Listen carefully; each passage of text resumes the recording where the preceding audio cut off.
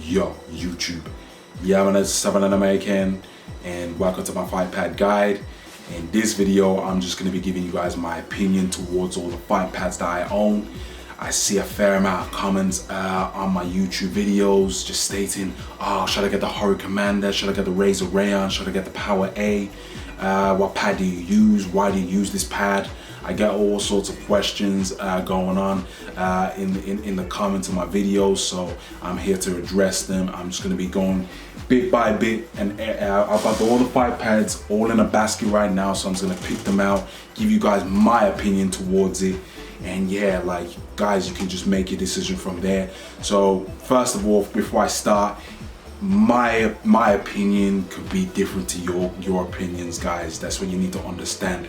There are billions and billions of people that live on this earth. We all are unique, we all are different, and we like what we like. We all have different tastes. So my pad might not be for you if you're looking to purchase one of the pads that I've got in the basket. So further ado, I'm just gonna go bit by bit, give you guys my relationship towards all these pads. So let's see. Overlapping as hell. I may as well start with my default. So this is the pad I use. If anyone doesn't know, this is my default. This is the pad I've been using for a long time. This is the Madcatz Street Fighter 4 Fightpad. This was the first version. There is another version for Street Fighter X Tekken, which is like, you know, it's exactly the same layout, but it's slow. I think it's about 30% smaller than this version. So yeah, I've been using this for a long time. I haven't had any sort of complaints towards it. The only problem with this Fightpad is the durability. When I'm playing Mortal Kombat after 3-4 months, the triggers start crapping out on me.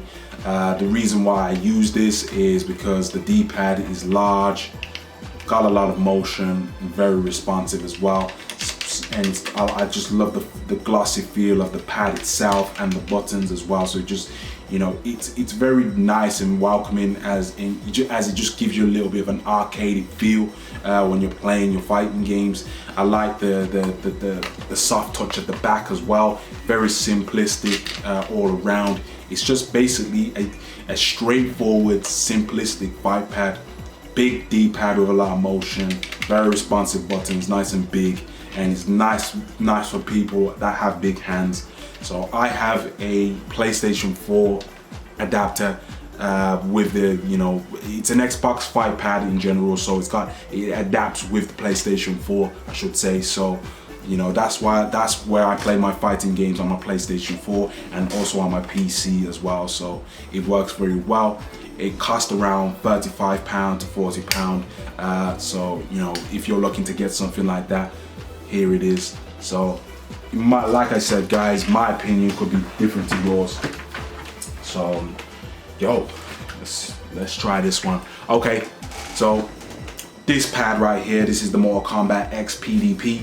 This is a pad that I had tried to attempt with Mortal Kombat 10 and it just didn't work with me. This Fightpad just doesn't make sense in my opinion. Like, the buttons are big, the bumpers are big, the button layout right there for the start and the option, the sharing the option for the PlayStation 4 is nicely laid out right at the top, out the way.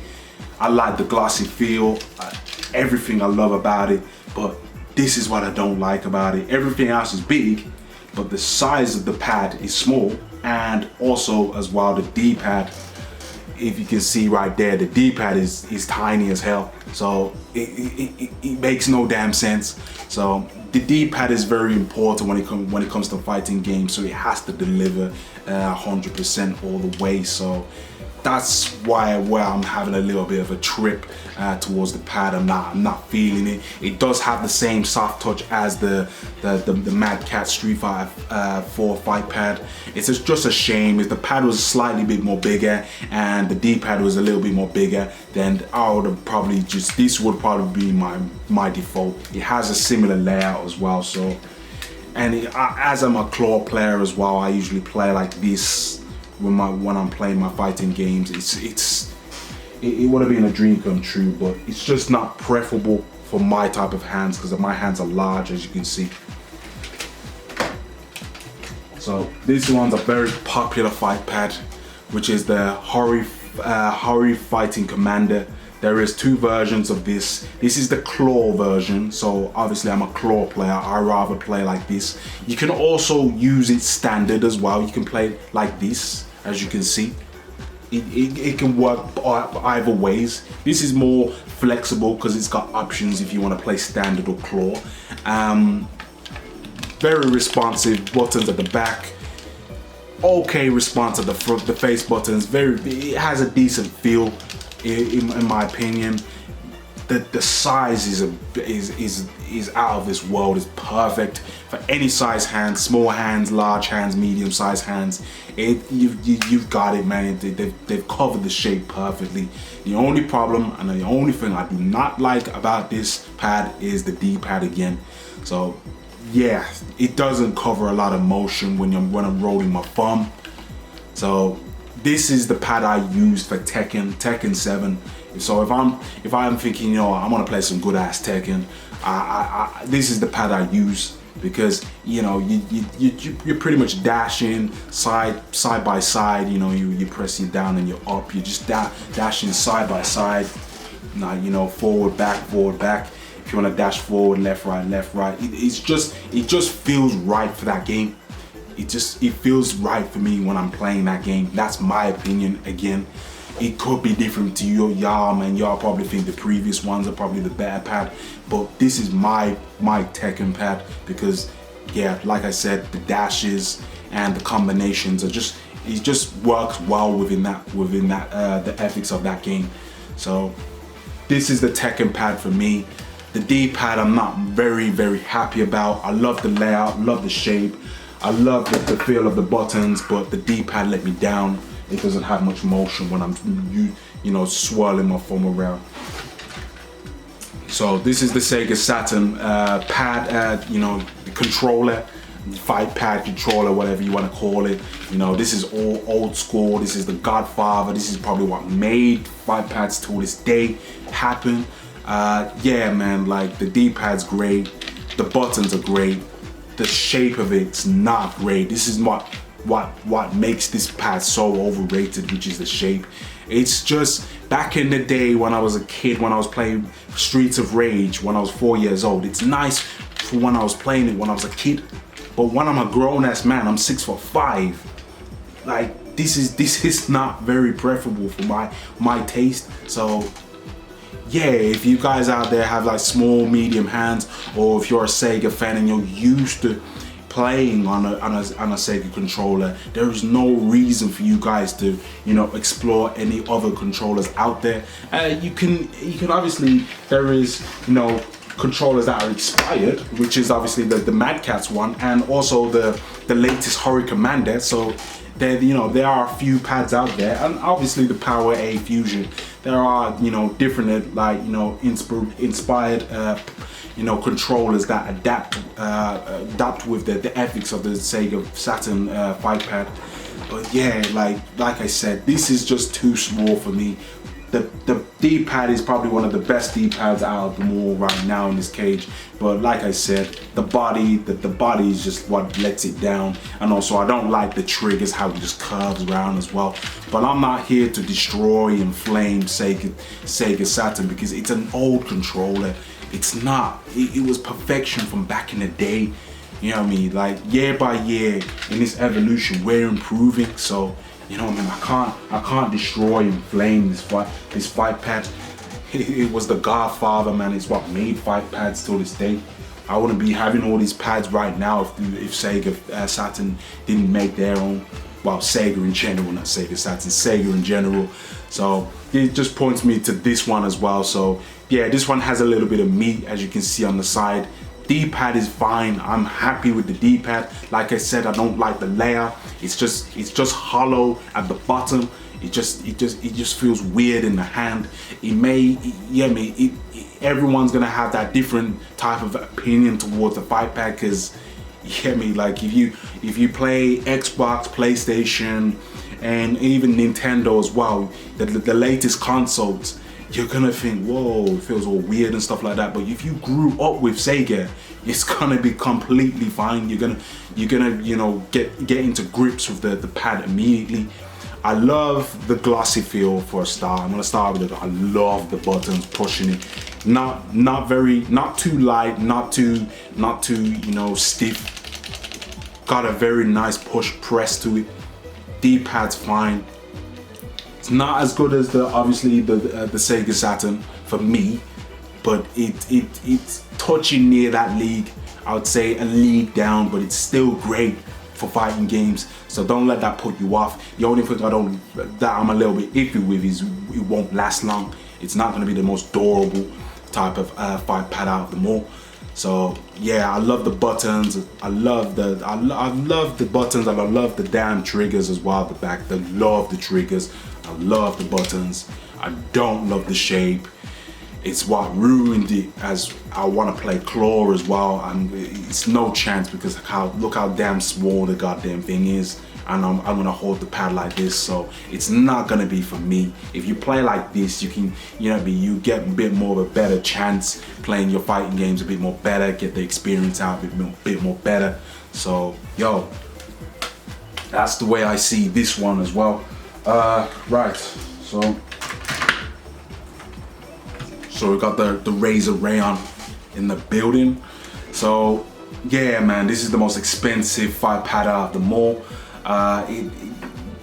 Damn, like this is a really good fight pad, but you have to play the crap out of fighting games to appreciate the pad. Like, it's not one of those things you pick up, you try it for a couple of hours and think, oh, this is garbage.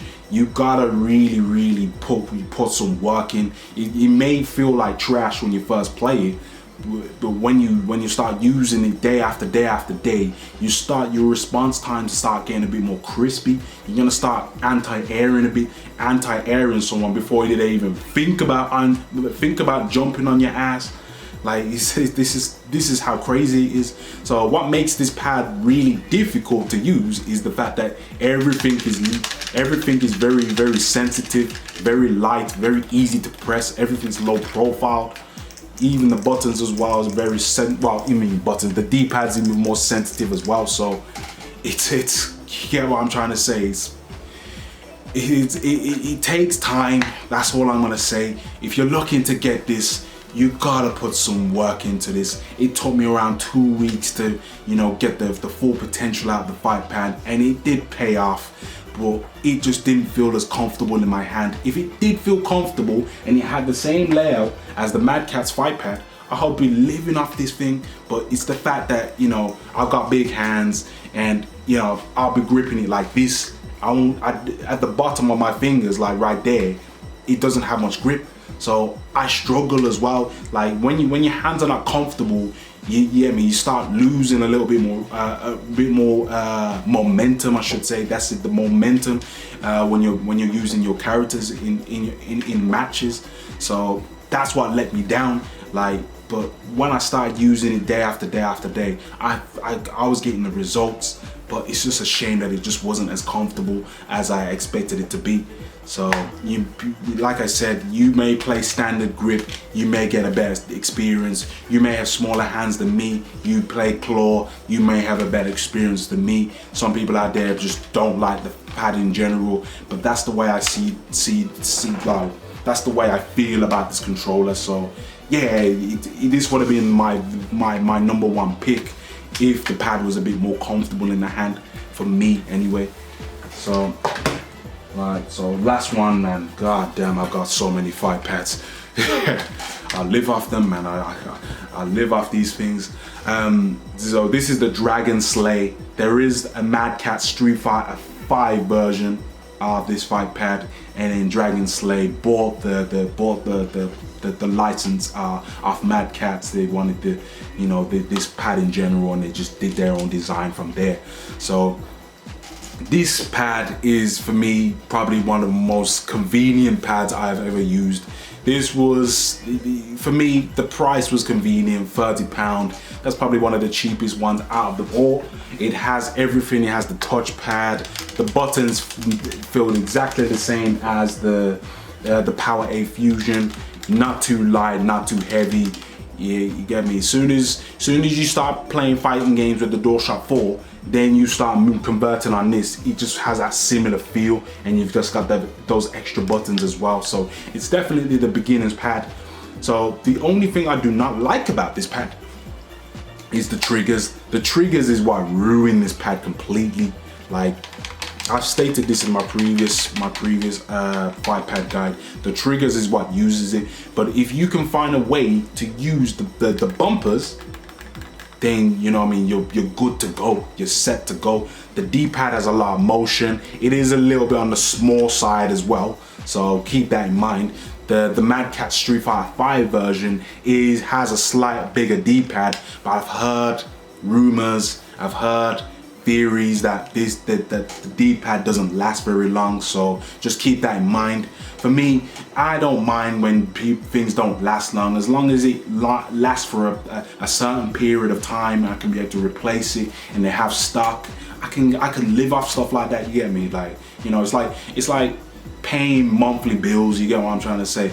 If it's not gonna break the bank, you're gonna pay like £30. Even if it breaks, you can just get a new one. But as the Dragon Slay, I've been having this for years. I've put some good hours into this Fightpad as well, and it lives up to it. So I think the Dragon Slay tried to make this a bit more durable. I've been hearing as well. I've watched a video from the SNK Sega Saturn. That's his YouTube channel. He's stating that the analogs are a bit more different. That they don't last with the Madcatz version. This version is a little bit more on the durable side, more lighter, more free.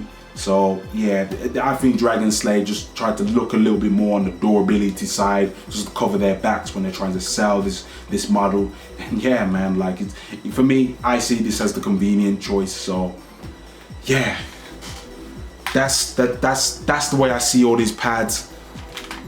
I would say this is my second favorite out of them all, because you can obviously play this either, you know, claw or standard as well. So you got a bit of meat right there, so you can play standard or claw. So you got a bit of space for your hands right there. So yeah, man. So let's talk about VS. Hori Commander. Shall I get the Hori Commander? Like I said, I see the Hori Commander as a Tekken pad. Just the way the D-pad, the ethics of the D-pad works, the dashes, the sidestep, it just works well for it, man.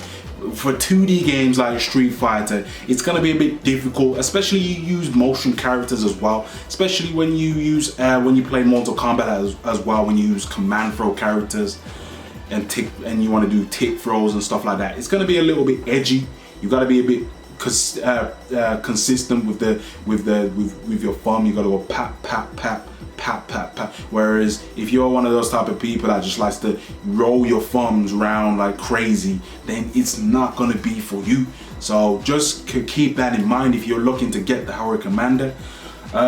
Sure, you get the Razer Raion. It just depends on what type of game you play. I've heard rumors stating that it doesn't work very well with Street Fighter when you roll your thumb and stuff like that. But I can back my case up and say, listen, when I first played with this Fightpad, I used Cody with it in Street Fighter 5. It took me some time to get to you know, just to get the peak potential out of it.